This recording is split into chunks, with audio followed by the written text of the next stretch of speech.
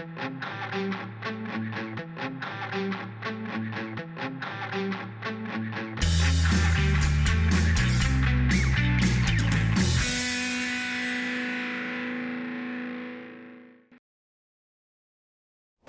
and welcome to another episode of FinTech Focus TV with me, Toby. Today I am absolutely delighted to introduce you for the first time on the show is Claude Goulet from Siege FX. Claude. Hi, nice to meet you. Lovely to see you. How are you? Very good, thank you. Yourself? Very good indeed, thanks, very good indeed. So we've been talking a little bit beforehand about you and the business, and it's an exciting space and actually quite an interesting way of go-to-market that you guys have created. So I'm looking forward to exploring the rationale and the thought process behind everything as we continue through this conversation. But before we get into all the meat of it, tell us a little bit about yourself and the business. A bit about myself. Well, like quite a few people out there, I come from banking. No big surprise there. Spent best part of 20 odd years in a number of investment banks. And then at some point I thought, well, maybe I could do something a little bit different. Yeah. And you come to that age where if you don't do it, then you'll never do it. What prompted you to do that first and foremost? A number of things, but my last role was at HSBC. Yeah. And there was a big internal opportunity there to generate organic growth. The board was very much behind it, so asking the various business units to go and pitch. Do you have big ideas? No, I don't want like that system. I don't want to, don't like that color screen, but you have big material ideas that you could bring to the table to generate organic growth. Yeah. And the then head of foreign exchange said to me, well, you always have a few ideas, so why don't we think about what we could pitch? And so we formed a group and pitched and got successful. And on top of my day job, we also spent quite a lot of time as part of this growth initiative, creating new services, new products. And my particular role in that construct was actually to think of new services that we wanted to push out, with a view to generate sustainable revenues at the end of it. And I just realized I like that quite a lot. Yeah. And then obviously my thought was, why don't I just do that for myself? Yeah, yeah. And that's where it came from. But that can be quite a brave move as well, because when you've been been there and in the constraints of major investment, there's a lot of people who will be there for life, and there'll be people there who take that sort of jump that you've done, and it's so different, right? It's such a different sort of play from heading down that sort of classic HSBC route, and whilst there's certain, I guess, institutions who are a little bit more innovative in what they're doing. There's certain ones that sort of stay in their lanes a little bit. So it's good that you got that exposure to be doing and testing a little bit. But it's still a major jump to go out there and. It is, and it is. You're right. It's really hard for bank. I don't think it's because they're not wanting to innovate. I think it's because also there are so many constraints around costs. And IT, as you know, in a bank is actually a cost. Yeah. It's not an asset. Yeah. It's not like a Google.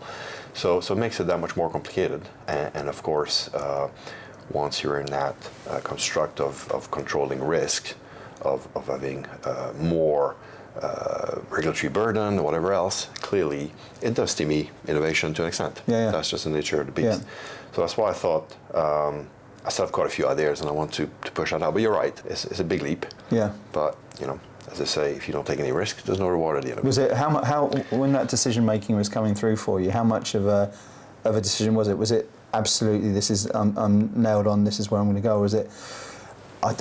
How long did it take for you to come to that revelation that this is going to be you from now on? No, it was a fairly quick process. I would say over a few months. Yeah. And then, of course, I didn't immediately jump into Siege. I did other things and started other companies.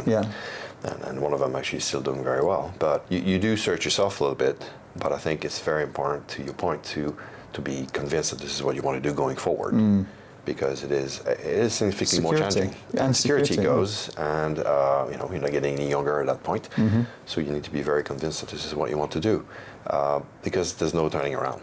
So did the idea come before the move, or did the move come before the idea? And so there was this opportunity to jump into Siege, and those who actually created the company came to me and said, well, we really need you now to take this to the next step. So Siege had started? Siege was started from a what we call a sister company, New Change FX, which is a TCA, a transactional cost analysis outlet, or a data firm now, more and more. And they have something very, very unique, is the only FCA-regulated benchmark, streaming benchmark for spot foreign exchange, which is non-manipulable, completely independent.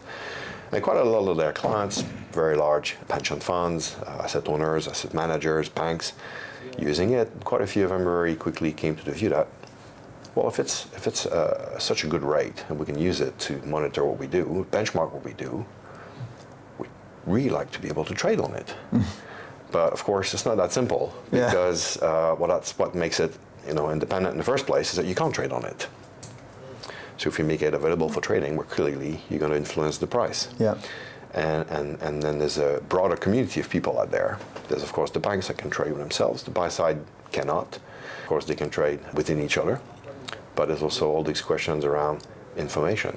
FX is based on information and price formation, right? So it was never our idea that you could then create something to remove price formation because you wouldn't have a price to trade on in the first place. But could we look at what really tickled clients at that point? And clients, I mean all participants in the wholesale market, is of course the spread, but more importantly is how much does it cost you to go to market in terms of information?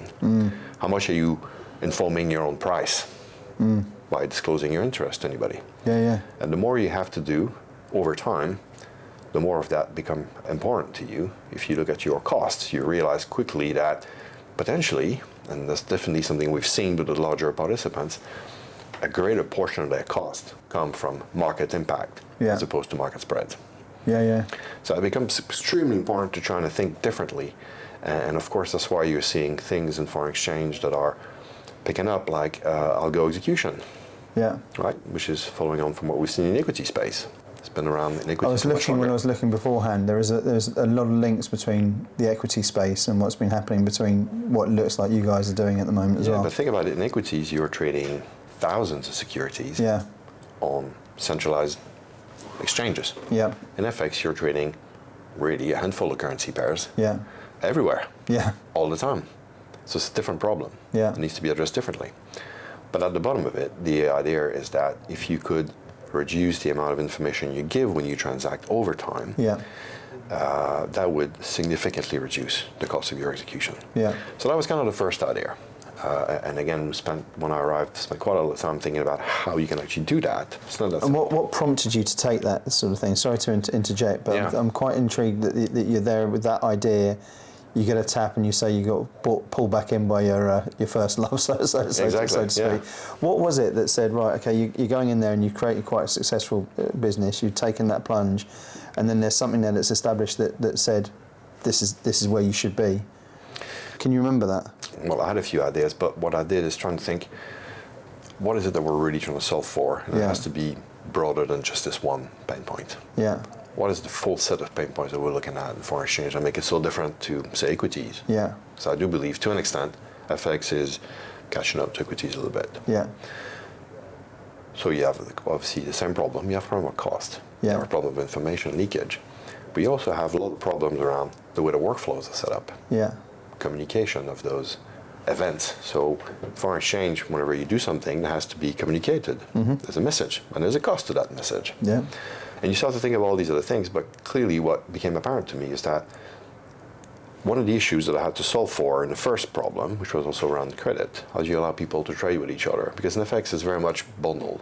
You trade with a liquidity provider because you have credit with these people, as opposed to significantly moving your price, your transactional activity to the best price all the time, regardless of credit. You can't quite do that, right? The two are linked. What if we could start to think differently, but also looking at it from both perspectives? So from the bank's perspective today, is it still attractive to offer so much balance sheet given the spread? Is there a better way to transact or make it less cost intensive when they actually print the ticket so they can still make more from the market making activity, which is what they wanted to do in the first place? And in reverse of that, you have this burden on asset owners, asset managers to always prove best execution. This fiduciary responsibility, and is it solely down to, I've called 6 banks and I got the best price? It's got to be more than that. There's got to be more intelligence put into this. There's got to be more thoughts around, am I best using my credit lines? Am I spending more than I should booking those tickets? Am I taking more operational risk than I should? So if you put all these things together and then you work backwards to your original problems, you see that between that and where you want it to go, there's quite a lot of other problems that came out. Quite a lot of other opportunities, I should say, because you can then solve more things. And then the other for me was to say, well, if I can think of a way to solve or getting close to solving the end problems, how can I work that back to the first one? Yeah. And that's kind of how we looked at everything. And then what became apparent is that we needed to create something where we wanted to allow all our participants to be able to transact for the first product, Midpool, which was launched in 2021, to be able to transact without any information from start to finish. No price formation, right? At a rate that was robust. In the way that they trade today, it needed to come from the same origin, the same system, the same platform, trading with the same people, but differently. And why would they want to do this? Trying to remove that market impact. Yeah. And also, if you think about something I mentioned earlier around algo execution, so why are you doing this in the first place? Because you think, well, maybe I've got a lot to do, and I want to manage how I access the market to minimize this market impact. So therefore, I will take time, and that time can also be a risk, right? And why am I willing to take this risk? Because I've kind of figured out that maybe there's an optimal route for me to go to market. That specific amount of time will give me the best outcome between market risk and market impact. Yeah. Right? This is what you're trying to do. And basically when you're doing that, you're forcibly sending a little bit of your order to market. You're working it over time. Yeah, yeah. But loads of it is doing nothing. Right? It's not being worked. Nothing's going to happen to it. It's amazing when you think of it like this. I love the way you're talking about this, because it's just it's so matter of fact. And I think there's what I love about the whole story that you've said so far is you can see the origins of where it came through from probably a natural sort of part of you to say, right, HSBC are looking for some people who are thinking slightly differently. And your boss at the time saying, right, let's, you've always got something to think about. Yeah. Let's start exploring the problem. But what you've spoken about there is something there which is just quite easy just to leave on its own and say that's the way it happens. And I love what we're seeing at the moment in the industry is people looking at various problems and saying, right, let's start at the end there and say, all the way down the process, how can we improve it and make it more efficient, more friction-free? And I think there's a really interesting thing you said there about how financial services sees IT as a cost. Whereas actually, if you look at it and you say, right, and I've long been of this opinion, that if you look at IT in its truest sense, what it should be doing is increasing efficiencies, which is naturally reducing cost everywhere, and improving performance. And if people start to look at its function as being able to make everyone much more productive, and we've got a massive productivity crisis, I think, across the globe at the moment, full stop, in terms of changing workforces. But that's a whole different matter. But it means that what everyone's looking at is trying to make everyone more productive from it, which is surely an asset rather than a cost, right?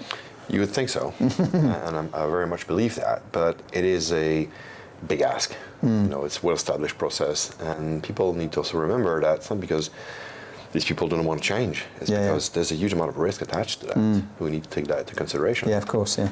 In this day and age, it's a problem. Yeah. Right? But you're right. Essentially, you mentioned sort of words I like in there around efficiencies, around being more productive, around doing things differently. So it's about optimization. Everybody's talking about disruption all the time, but the reality is, if it's working, you don't want to disrupt it. You want to make it better and cheaper. Yeah. Right?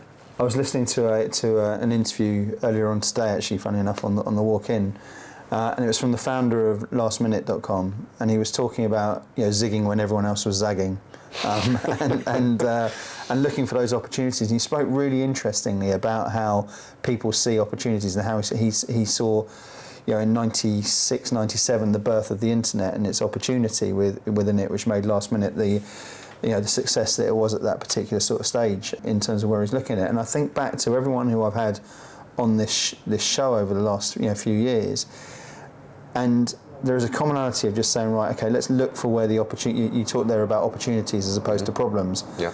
And I think if you joined the business in 2017, I think you said. Yeah. And we've seen massive volatility over that period, but we've also seen from that volatility a number of companies absolutely get it right and grow incredibly well because of it, because they've seen and reframed problems into opportunities, which seems exactly what you've been looking at within your marketplace. Yeah, I think FX is interesting because it's really undergone a fundamental shift in the last few years, and it's accelerated, and it's going to continue to accelerate. Yeah. Because there's only so much cost you can shave at the end of the day. Yeah. So you need to do things a little bit differently. Yeah. Right? When you're trying to grow revenues, it can keep going up. But when you're trying to cut costs, below zero is kind of hard. Yeah. Right? Otherwise, you're not operate. So therefore, it forces you at some stage to rethink some processes. Yeah. Right? because otherwise the risk is you'll have to abandon some of those activities, which we have seen in some areas. We have seen very large liquidity providers now moving away from specific activities that they used to be very big in, right? And why are they doing that? Because the costs are not justifying the effort, right?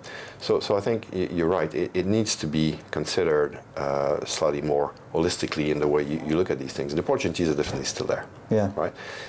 And if anything, there'll be more opportunity going forward. You know, I'm sure you had probably less FinTech to interview 15 years ago. True. Just a matter of fact, right? And also people have moved away from just looking at the things that they were initially focused on, payments, or for instance, huge number of people that work in the payments industry. But when you look at how many people service the real sort of the B2B trading processes, messaging engines, all these things, very, very few people. I think the big change for me, particularly in that sort of area, has been the sort of move away from an enterprise level, system to something there which has been more bespoke to the individual, because I think traders are looking for something there they want the same experience which they have on their phone, on their desktops, right? And they want to have the same ability to have something tailored to them, which they can build around them, which allows them to be more productive and efficient. And I guess that sort of ties in a little bit to where you wrote about this in Financial Technologist magazine, where you were highlighted as one of the influential businesses, is looking at that sort of thing and saying, looking for opportunities, and I guess that's where market-ready infrastructure comes into play, right? So I think it's that fine line. You're right about this idea being a little bit more customized or tailored, which you can do with more flexible technology. But I think what you're really looking for is actually flexibility overall. Is this ability that we think we've obviously, we wouldn't do it if we didn't think so, but we really feel that it's a crucial part of what we've developed is the fact that it's so flexible. As I said, it's very important because it is a danger, I think, if you start with one view of one specific opportunity, how will it grow from there? But more importantly, what you realize is that how will you justify becoming more relevant to participants, your clients, across broader types of services, right? And for all the reasons we mentioned earlier, I think it's very key in that particular industry to think that there is not as much maybe time and appetite for trying out new things because it's hard, it's expensive, and there's risk attached to this, right? So you need pretty much from the outset to be able to show that it's going to work at scale, that it's on an industrial level, and that it's fit for purpose, but it has the potential to grow. To your point, it has the potential to service more of those needs that you have, right? Because at the end of the day, what does it boil down to is very much a case of, do you understand the workflow? Can you service the workflow? Can you make it better, right? And you realize that all of this is pretty much around messaging.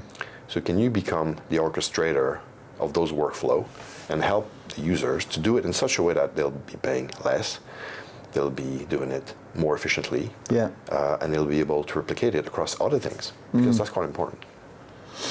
Yeah, it's a really interesting piece there that you've touched on all the key aspects there that I think allow businesses to grow successfully as tech firms, and looking at it and thinking about it from that user perspective and saying, right, how can we make it sure that is utilisable, and something there which becomes imperative to their growth and success as a team and individual or a business. You're right. Look, it's a journey, and interestingly, so when we built the platform, we already had 4 or 5 applications in mind, and we decided to launch the first product ahead of the rest, actually, pretty much with the sole intention to show that it worked, to build that credibility. It's an important part of it, isn't it? It's very important, especially with the sort of players that we're dealing with. They need to know that it works. They need to know that we're not going to fail over if they send more orders. And it's the only way, actually, with those proof of concepts that you're able to actually then expand and grow and gain the trust as a business. The thing with the proof of concept is that it's still, you need to be beyond the concept. You need to actually show it works. Right? Because the concept, you're still trying to see, could that work? Right, it could work. Or actually it works. It works, it's there. Look at all the other things we could do with it. And that actually took us on a journey where we launched the first product, but immediately we were working on the second one with participants, because it's the most important thing is to work with these people. You can't just disappear in a dark room for 6 months and come back and say, look at that. That's not going to work. So we work very, very closely with our early supporters to build something that they needed. And interestingly, they took us on the journey themselves, because very quickly they said, have you thought about that? what would you like us to do about this? It's so important, isn't it? And you work together like this. Yeah. And actually, if you think about the original brief, people said to me, why don't you think of a way for people to net their orders? Yeah. And I kind of course, we're talking about pre-trade netting as opposed to post-trade netting. Yeah, it's yeah. very different. But when you start to think about this, initially I was like, well, if we're talking about netting across firms, there's another very important thing. Firms net across themselves. Mm-hmm. Right? That's also important. How is that done today, especially if you're an asset manager? And what does that mean for the banks that they deal with? What does that mean for their custodians? What's the synergies here? And where are the cost points? Yeah. And then you realize there's loads. And very quickly, you take your group of people, your group of clients have been supporting you from one place to the next, which is, wow, we can actually derive even more efficiencies from what you're looking to build. And we'd like to participate. We'd like to be a partner in that process. Mm. And that's what I think we've been very fortunate to be able to do over the last few years, is to create those partnerships. Mm. And so today we have now product 1, product 2 and 3 will be launched this year. Product 4 is actually now being built and developed with the partnership of a very, very large bank, which is not something that I've achieved that many years ago. Yeah, yeah. Right? Because we didn't quite have the credibility, we didn't have that sort of history behind us, but now we're at that point. And it's very interesting because now what we're doing is working with them, with asset managers, and also custodians, and trying to look at how could we do things differently, where everyone in the equation actually has a material benefit at the end of it. Yeah, yeah. Right? And I think that also sets us apart a little bit from what's been developed before. Because a lot of people like to talk about their clients, but then when you ask them who pays them, it could be somebody else. Yeah, right?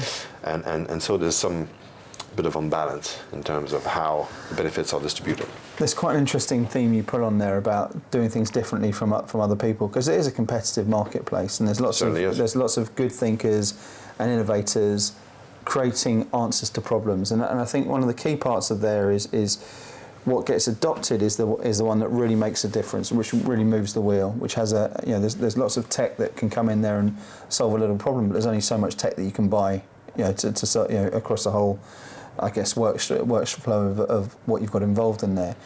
And I think what's quite interesting that we were talking about before we came on air about the business is it's not siloed to one particular area. You've got quite a broad market spectrum to look at. Yeah, well, we started foreign exchange because that's what we know best. Yeah, maybe you could move to other asset classes. Some of the principles of what we do can apply to other things. Yeah.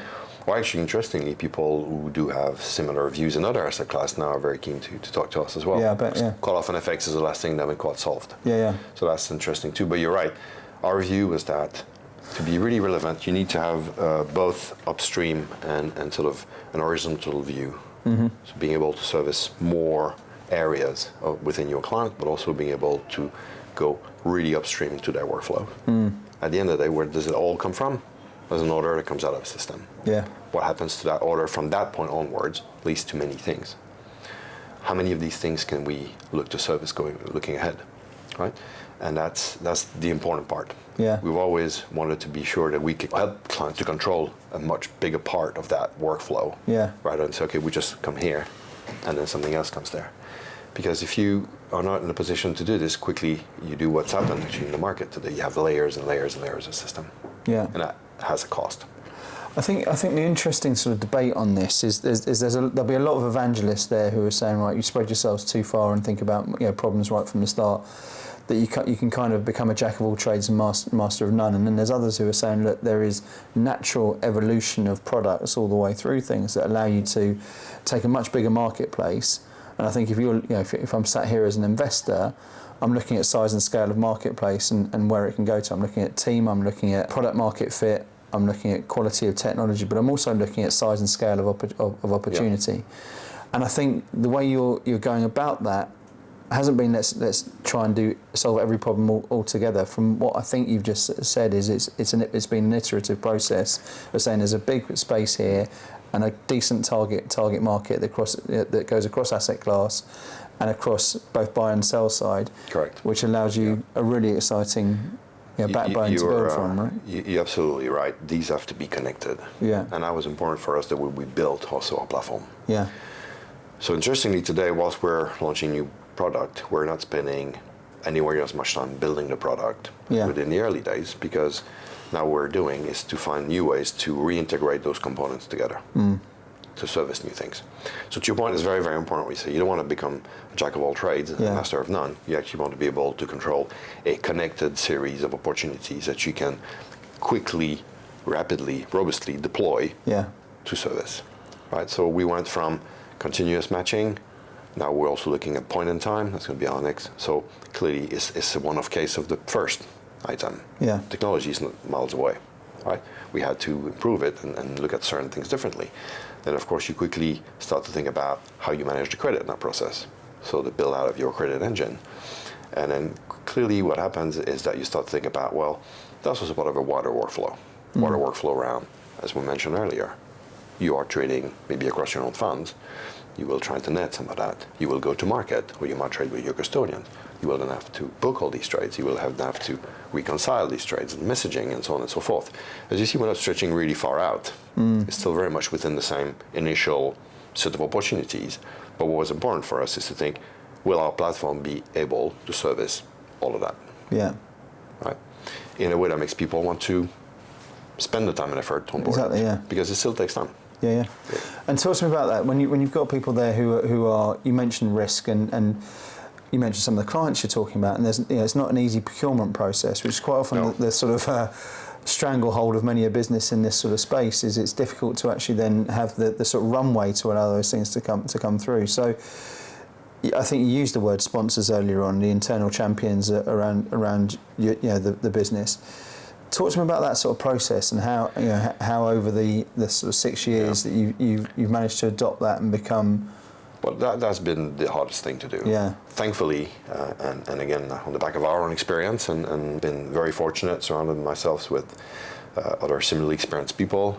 We did know a lot of people out there, on both on the banks and on the buy side, and the help has been fantastic. But you're right, it still takes time. Procurement is still very, very painful, and you have to know that from the outset. Yeah, which is understandable, right? I think people always love to jump in there and bemoan the whole thing, that it's going to be difficult, etc., etc. But the fact is there's an awful lot, as we said right from the very start, there's a lot of risk and there's a lot of compliance that's involved in these sort of things. So you can't game the system around this. And no matter how great your idea and how obvious it is, it has to go through that due diligence and that process to allow it to happen, because the risks are it's people's livelihoods. Well, you'd be surprised from the questions we've been asked. Maybe I can share some of that after this interview. But we were aware that it was not going to be a smooth, quick ride through all these processes. Yeah. They take months, if not years. Yeah. Right. So you have to be aware of that from the outset. So yes, you're right. It requires more investment initially. It requires you to have the runway to be able to do that. But it's tricky. Because you mentioned investors earlier, and investors don't all understand that. Institutional investors, but the right investors should. The right investors do. Those who have a longer term view do. Yeah. But if you think of a traditional VC, that's not what they do. Yeah. They want to be 5-7 years. So therefore, you need to be able to return the fund quickly, and they will look at things that they feel will have or can demonstrate quicker traction. But that doesn't mean sustainable growth. Yeah, exactly. And that's the key thing. We need to convince people that we're actually here for the long run with the right people. And yes, they are slow, but the opportunity is that much bigger. Yeah. But I think alongside that, you mentioned there and called it luck, but I never think it's luck that's about creating a load of experience in a founding team. I never think it's luck about attracting good people to the right sort of projects. And again, when I was listening to the Last Minute story this morning, they were saying they became a talent magnet because they were dealing with a really interesting problem. And I think if you look at where interesting problems are in the world at the moment, capital markets represents a huge opportunity for working with some of the biggest and most interesting tech in the world. So good people, surrounded by a product market fit with buying clients and a scalable marketplace that can go into multiple different areas, that makes it a really exciting position for you guys. Well, let's finish by just casting a brief eye on the future. Tell me a little bit about what's next for you guys. What's next for us? Well, clearly we're at the point now where we need to launch these products in earnest. So some of them have traded already, but we need to scale it all up. So to your point, procurement, this and that, but we're getting through all of this. And then it's a case of scaling. It's a case of addressing the full potential of that market. We've not really gone to Asia yet. Yeah. We have some presence in the US. As a matter of fact, we have more US clients than European clients today. Yeah. But we certainly need to grow our presence there. Yeah. We need to continue to build on those partnerships.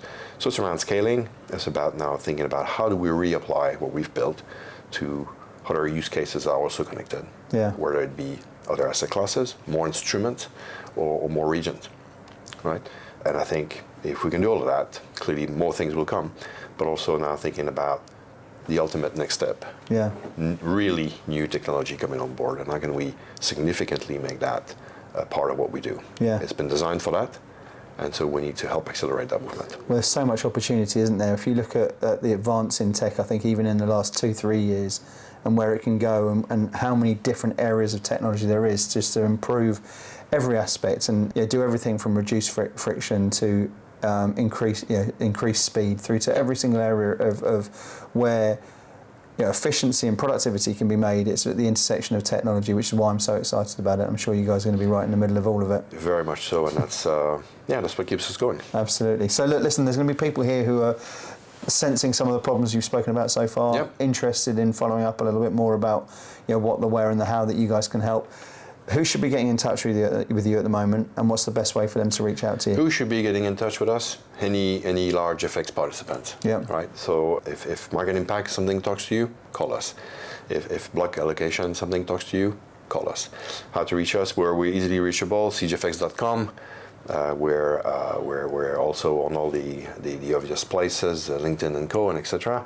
The two people are running distribution for us, Paul Alves in Boston, Matthias Peters in EMEA. They're easy to reach as well. They're quite well known, so I'm sure people won't have too much of a hard time finding them.